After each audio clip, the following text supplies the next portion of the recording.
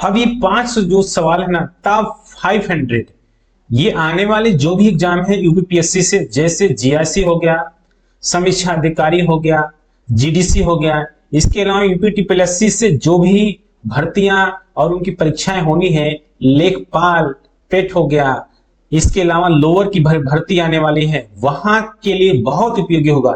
लेखपाल वाले, पुलिस वाले, दरोगा वाले तो इस वीडियो को बिल्कुल स्किप मत करिएगा, पूरा देखिएगा। अब ये निश्चित हो जाएगा कि आपकी यूपी स्पेशल से अगर सवाल आएंगे ना, करंट छोड़कर यहां से लगभग लगभग सभी कवर हो जाएंगे। आप परीक्षा देकर आएंगे तो आप जरूर बताएंगे कि हाँ सर, यहां से सवाल हमको पूरे के पूरे लगभग मिल गए हैं। तो देखिए, ये जो हमने 500 सवाल लिए हैं, ये कहां कहां से लिए गए हैं। तो आपके 500 सवाल यूपी में जितने भी परीक्षा कराने वाली संस्थाएं हैं वहां से लिए गए हैं। जैसे यूपीपीएससी से सारे सवाल लिए गए हैं, PCS RO, DIET, DO, staff nurse से भी, यूपीटीपीएससी से सारे सवाल जो अभी तक लगभग 10-15 साल में 2015 के बाद से जितनी भी परीक्षाएं हुई हैं, यूपीटीपीएससी जब से स्थापित हुआ है ना, जितना भी उसने यूपी आपका यूपी स्पेशल में जितना भी सवाल उठाया है, हमने सबको यहाँ पर कलेक्ट कर लिया है। पुलिस बोर्ड से, दरोगा से, फायरमैन से, इलाहाबाद हाई कोर्ट से जितने सवाल बने हैं सबको हमने एक साथ चैप्टर वाइज यहाँ पर कलेक्शन किया हुआ है। आप इसको जरूर देखिएगा।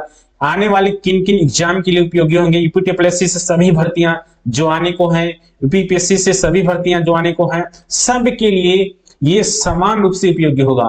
तो आप इसको अच्छे से करिए, मेहनत करिए, समय दीजिए उसके बाद। तो देखिए यहाँ पर चैप्टर 1 जो है, पहला जो चैप्टर है, उत्तर प्रदेश का सामान्य परिचय से लिया गया है। प्रथम मुख्यमंत्री, उत्तर प्रदेश के प्रथम मुख्यमंत्री कौन है, ये पहला सवाल है आपके लिए।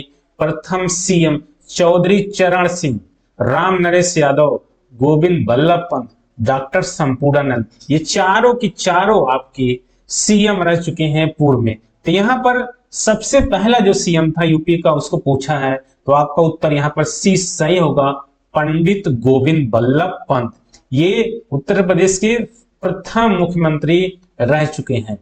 तो इनसे संबंधित कुछ और फैक्ट हैं, जैसे प्रथम सीएम जब बने थे ना, ये 24 जनवरी 1950 को, जब उत्तर प्रदेश राज्य का गठन हुआ था आजादी के बाद, ये स्थापना भी माना जाता है। उत्तर प्रदेश का स्थापना दिवस 24 जनवरी को मनाया जाता है। 1950 में इसकी स्थापना हुई थी। हालांकि उसके पहले भी राज्य था, लेकिन इसका नाम संयुक्त प्रांत हुआ करता था। उत्तर प्रदेश जो नाम मिला है, नामकरण हुआ है 24 जनवरी 1950 से हुआ है। उस समय यही पंडित गोविंद बल्लभ पंत, पंडित गोविंद बल्लभ पंत सीएम बने थे, सीएम बने। हालांकि ये पहले भी रह चुके थे। तो 1950 से लेकर के 54 तक यह सीएम थे। 54 के बाद सीएम से जब ये हट जाते हैं उस पद से, तो उसके बाद इनको भारत का गृह मंत्री भी बनाया जाता है। भारत का गृह मंत्री भी बनाया जाता है। 1957 में इनको भारत सर्वोच्च नागरिक सम्मान भारत रत्न से भी नवाजा जाता है। भारत रत्न से भी नवाजा जाता है। आपको याद होगा संविधान में हमने बताया था भारत शासन अधिनियम 1935, भारत शासन अधिनियम 1935, 1935 के द्वारा जब प्रांतों में चुनाव कराए गए थे, वो साल था 1937। उसके बाद उत्तर प्रदेश, जो कि उस समय नाम था संयुक्त प्रांत, 1937 में भी प्रथम मुख्यमंत्री यही बने थे, पंडित गोविंद बल्लभ पंत। 1937 लेकर 1939 तक ये पहली बार बने थे, क्योंकि 1939 में प्रांतीय सरकारों को भंग कर दिया था जब द्वितीय विश्व युद्ध की घोषणा हो गई थी। तो यहां पर ये किस पार्टी से, तो इंडियन नेशनल कांग्रेस से थे। तो ये फैक्ट है जो इनसे पूछा जाता है। इन्हीं के नाम पर यहां पर उत्तर प्रदेश में पंडित गोविंद बल्लभ पंत या पंडित पंत जलाशय भी स्थापित किया गया है सोनभद्र जिले में। दूसरा सवाल है, निम्नलिखित में से कौन सा उत्तर प्रदेश का राज्य पशु है? राज्य पशु कहिए या राजकीय पशु कहिए, एक ही बात है। जैसे राष्ट्रीय पशु होता है, देश का होता है, वैसे प्रत्येक राज्यों ने अपने अपने राजकीय पशु, राजकीय पुष्प, राजकीय वृक्ष घोषित किए हैं। तो उत्तर प्रदेश का कौन सा है? भारतीय हाथी, भारतीय चीता, काला हिरन, दलदली हिरन। तो यहाँ पर दलदली हिरन है। आपसे ये सवाल गलत हो जाएगा क्योंकि दलदली हिरन आपने नहीं सुना होगा। आपने सुना होगा बारहसिंघा। बारहसिंघा, जो लोगों ने दलदली हिरन नहीं सुना होगा उनको ये लगेगा कि ऑप्शन में बारहसिंघा होना चाहिए, बारहसिंघा है नहीं। तो ये जो प्रश्न गलत है, आयोग ने इसको गलत पूछ लिया है, लेकिन ऐसा नहीं है। दलदली क्षेत्रों में ये बारहसिंघा पाया जाता है और ये देखने में हिरन की तरह होता है, इसलिए इसको दलदली हिरन कहा जाता है। मुख्य रूप से उत्तर प्रदेश के तराई वाले क्षेत्र में, जो कि नेपाल की सीमा से जो जिले लगे हुए हैं ना, वहां ये पशु पाया जाता है। तो ये राजकीय पशु हो गया। इसी तरीके से अगर आपसे पूछ ले राजकीय या राजकीय पुष्प, पुष्प, तो आप बताएंगे पलाश। सभी लोग जानते हैं पलाश, या इसको कहा जाता है टेसू, टेसू कहा जाता है। ढाक में जो फूल लगता है उसी को कहा जाता है पलाश। इसके अलावा राजकीय वृक्ष भी पूछ लेता है, वृक्ष, राजकीय वृक्ष अगर पूछे तो आप अशोक बताएंगे, अशोक। राजकीय पक्षी अगर आपसे पूछे तो आप जानते हैं सारस या क्रोच, सारस या क्रोच। इस तरीके से राजकीय चिन्ह पर भी चर्चा हो सकती है, सवाल आएगा तब वहां पर हम लोग चर्चा कर लेंगे। अगला सवाल देख लीजिए, उत्तर प्रदेश का राज्य पक्षी। तो यहाँ पर देखिए सवाल रिपीट हो गया, जो भी हमने बताया कौन सा है, सारस। ये क्रेन गलत लिखा गया है, या होना चाहिए क्रोच, सारस या क्रोच। देखिए यूपीटीपीएससी का यह सवाल है, तो लेखपाल वाले इसको अच्छे से पढ़ेंगे, यहां से सवाल बहुत पूछे जाएंगे। उत्तर प्रदेश से राज्य पुष्प, यहां देख लीजिए फिर से वही आ गया। तो राज्य पुष्प कौन सा है? पलाश, या इसे को कहा जाता है टेसू। देख लीजिए कितनी बार सवाल पुलिस में, यूपीटीपीएससी में, इलाहाबाद हाईकोर्ट में, 3 परीक्षा की संस्थाओं में जो कराने वाली है वहां ये सवाल पूछे गए हैं। 5वां सवाल है, उत्तर प्रदेश के राज्य चिन्ह में क्या दर्शाया गया है? बाघ और हिरन, धनुष, बाण और मछलियों की एक जोड़ी, अशोक वृक्ष, धनुष, अशोक वृक्ष, देवी गंगा नदी। तो यहाँ पर बी वाला ऑप्शन है। देखिए चिन्ह में क्या क्या है, चर्चा कर लेते। एक तो पहले वृत्त है, वृत्त के भीतर क्या बना हुआ है? वृत्त के भीतर ये तीर कमान बना हुआ है, ये तीर, ये कमान बना हुआ है इस तरीके से, यहाँ पर तीर कमान। और यहाँ पर 2 मछलियां बनी हुई है, ये 2 मछलियां बनी हुई है, 2 मछलियां बनी हुई है। मछलियों के बाद यही बीच में इस तरीके से यहाँ पर ये बना हुआ है 3 लाइनें, 3 लाइनें इस तरीके से बनी हुई है, और ये दिखा रही है, लहरों को दिखाती है। किसको दिखाती हैं? लहरों को। कौन सी लहरें हैं? ये गंगा, यमुना और सरस्वती, जो अदृश्य सरस्वती हैं, उन नदियों के संगम को दिखाती हैं, ये प्रवाह को दिखाती हैं। तो इस तरीके से ये राज्य चिन्ह है। अब देखिए जो धनुष है आपका, तीर और धनुष, ये हिंदू धर्म का प्रतीक है, हिंदू धर्म का। ये भगवान राम से लिया गया है। उसके बाद जो मीन यानी कि जो मछली बनी हुई है, मछली मुगल शासन से लिया गया है, मुगलों से लिया गया है, यानी कि ये इस्लाम का प्रतीक है। इसके अलावा यहाँ पर आपने देख लिया गंगा, यमुना, सरस्वती, ये नदियों का लहर संगम दिखाया गया है। ये जो मछलियां है ना, मछलियां ये मुगल शासन काल से लिया गया है। तो आप इस चीज को याद रखिएगा। यहाँ पर देखिए डी वाले ऑप्शन में देवी गंगा नदी केवल लिखा है, जो कि गलत है। गंगा के अलावा यमुना और सरस्वती का भी यहाँ पर प्रतीक लिया गया है।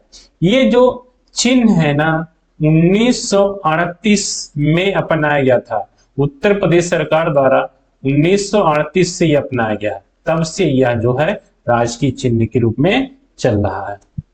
छठवां सवाल, निम्नलिखित में से कौन सा एक उत्तर प्रदेश के तथ्यों के बारे में बेमेल है, यानी कि कौन सा मेल नहीं है, सही सुमेलित नहीं है। राजपक्षी अशोक, तो ये बिल्कुल सही है। राजपक्षी सारा से क्रोच, ये तो गलत हो गया है, यहाँ पर टाइपिंग मिस्टेक है, ये क्रोच होना चाहिए, ये भी सही है। राजफूल पलाश, ये भी सही है। राजपशु नील गाय नहीं है। तो अभी हम लोगों ने चर्चा यहाँ पर किया था, क्या है, बारहसिंहा। इसको और किस नाम से हम लोग पुकार सकते हैं, इसको दलदली हिरन भी कहा जा सकता है, दलदली हिरन। यह सवाल देख लीजिए कहाँ पूछा गया है, Allahabad high court ARO 2021 second shift का यह पूछा गया है। अगला है, आगरा किस नदी के तट पर स्थित है। बहुत से सवाल ऐसे पूछे जाते हैं, एक तरफ शहर देगा, दूसरी तरफ देगा किस नदी के किनारे है। तो यहाँ पर आगरा के बारे में पूछा है, गंगा नहीं, ताप्ती नहीं, लूनी नहीं है, यमुना। तो यहाँ पर यमुना नदी के तट पर आगरा है। इसके अलावा जो है एक यहाँ पर शहर और है, यमुना भी, सॉरी ये मथुरा, आगरा के बगल में ही क्या है, मथुरा। मथुरा, तो मथुरा भी जिला भी शहर भी इसी नदी के तट पर है, यमुना, यमुना नदी के तट पर। ताप्ती नदी उत्तर प्रदेश में नहीं प्रवाहित होती है। ताप्ती नदी यानी कि इसी को कहा जाता है ताप्ती, इसी के किनारे सूरत शहर है, सूरत। और यह जो नदी मध्य प्रदेश एवं गुजरात में प्रवाहित होती है, गुजरात में। इसके नाम लूनी नदी, लूनी नदी राजस्थान एवं गुजरात, ये दो जगह प्रवाहित होती है लूनी नदी। जो थार का रेगिस्तान है वहां की ये प्रमुख नदी है लूनी। मरुस्थल में ही वहीं पर जाकर जो है अदृश्य हो जाती, खत्म हो जाती। निम्नलिखित में से कौन सा कथन उत्तर प्रदेश के सुल्तानपुर जिले के बारे में सही है। तो सुल्तानपुर का देखिए कौन सा कथन सुल्तानपुर के बारे में सही पूछ रहा है, क्या क्या बताना है। तो यहां पर पहला है, इसका पुराना नाम मीसापुर था, तो ये गलत है, मीसापुर नहीं था। इसका नाम जो मिलता है कुशा भवन, कुशा भवनपुर, कुशा भवनपुर, ये पुराना नाम देखने को मिलता है। तो यहाँ पर पहला कथन गलत हो जाएगा। सुल्तानपुर जिला दक्षिण में अयोध्या से और अंबेडकर नगर से घिरा है। क्या सुल्तानपुर के दक्षिण में अयोध्या और अंबेडकर नगर जिले हैं? नहीं, यह गलत है। अयोध्या एवं अंबेडकर नगर जो है उत्तर में है, ये दोनों जनपद सुल्तानपुर के उत्तर में है। तो इस तरीके से बी ऑप्शन भी यहाँ पर गलत हो रहा है। बी कथन कहेंगे सुंदरलाल मेमोरियल हॉल यहां पर स्थित है, ये सही है, बिल्कुल सी वाला सही है, सुंदरलाल मेमोरियल हॉल। पहले इसको देखिए, ये जो था ना पहले विक्टोरिया, विक्टोरिया मंजिल के नाम से जाना जाता था, विक्टोरिया मंजिल। इसका जो निर्माण कराया गया था ना रानी विक्टोरिया के स्मृति में, रानी विक्टोरिया के स्मृति में इसका निर्माण कराया गया था। वर्तमान में इसका नाम बदल कर दिया गया है सुंदरलाल मेमोरियल हॉल।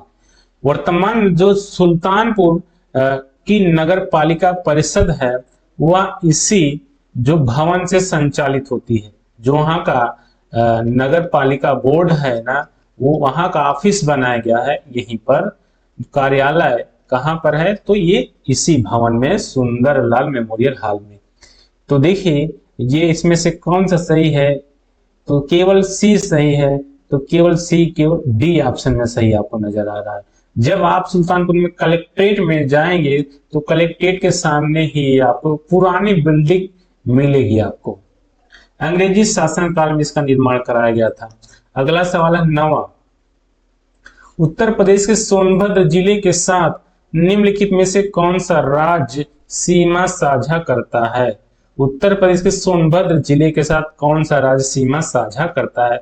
छत्तीसगढ़ तो सही है, झारखंड भी एकदम सही है, हिमाचल प्रदेश नहीं, हिमाचल प्रदेश सोनभद्र के साथ सीमा साझा नहीं करता है। यह सीमा साझा करता है सहारनपुर के साथ, जो कि उत्तर प्रदेश का सबसे उत्तरी जिला है, सहारनपुर के साथ सीमा साझा करता है।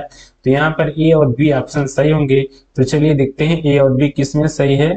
ए ऑप्शन में ए और बी सही है।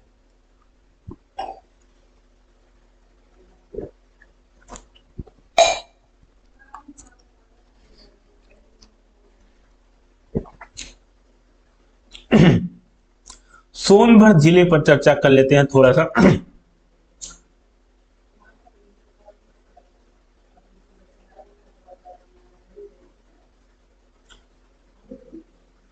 तो ये देखिए उत्तर प्रदेश का मैप है, यहाँ पर इस तरीके से हमने बना दिया है।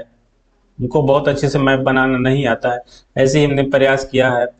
ये सोनभद्र जिला है। यहाँ पर सोनभद्र जो जिला है ये 3-4 राज्यों की सीमा को स्पर्श करता है। इस तरीके से यहाँ पर